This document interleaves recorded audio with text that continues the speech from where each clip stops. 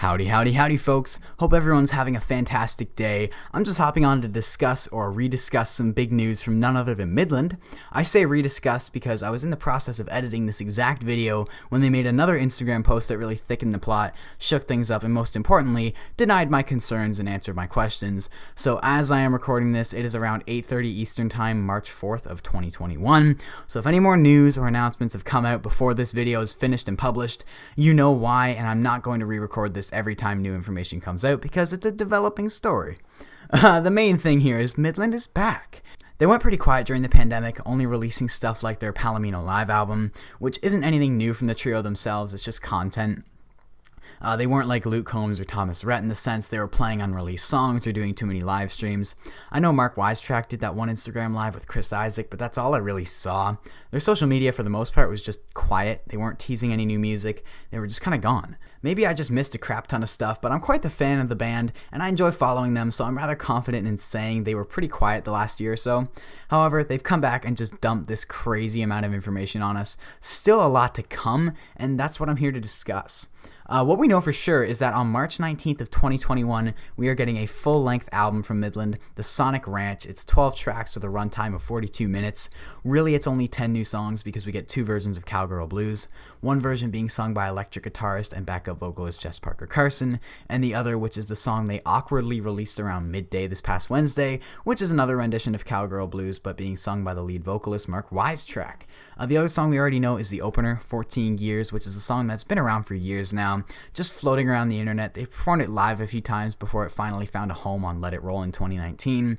I say new, but these songs were written and recorded back in 2014, before the band was even officially a thing. I now know this album is actually an accompanying soundtrack to a documentary they're also releasing on March 19th. It's all about the band's creation, how they came to be, so it makes sense the soundtrack consists of songs they made back in the day. I'm under the impression these are all original songs. Either way, I'm just stoked. Originally, in my first take of this video, I was concerned this soundtrack album was taking the place of their third proper studio album, but then on an Instagram post earlier today, they hinted towards an official third album they've apparently been working hard on.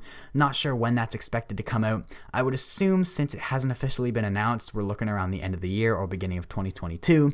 Either way, I'm just stoked because not only does it mean these pre-recorded tracks aren't taking the place of their third album, but we're also getting more official music from the trio soon. It's a lot to take in. I'm sorry if I'm a little all over the place, but yeah, I was just concerned because though I'm not going to complain about any new music from Midland, you can hear from the first track they've released, Cowgirl Blues, that it isn't the highest quality. It's not very well mixed. Not only is Mark's voice almost inaudible, it's so quiet, but his vocals just aren't on the level they are now. His enunciation is pretty poor, and he just sounds very timid, which is normal for when you're new to a band or new to recording. You're going to be more dialed back until you get comfortable.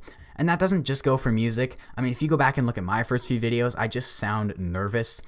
The overall quality just isn't as high as expected when you're talking about a band who is known for such high value production all around.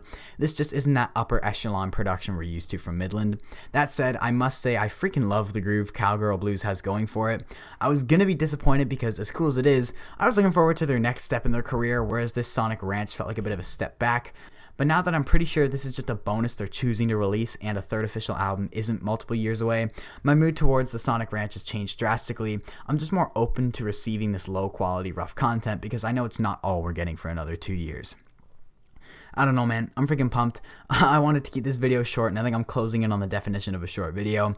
I just wanted to jump on here and just react to this story as it unfolds. Some big news, especially if you're a fan of Midland like me. I'll be eagerly waiting for the documentary and accompanying soundtrack album. Like I said, now knowing the third studio album is in progress, I'm much more accepting to whatever they want to put out.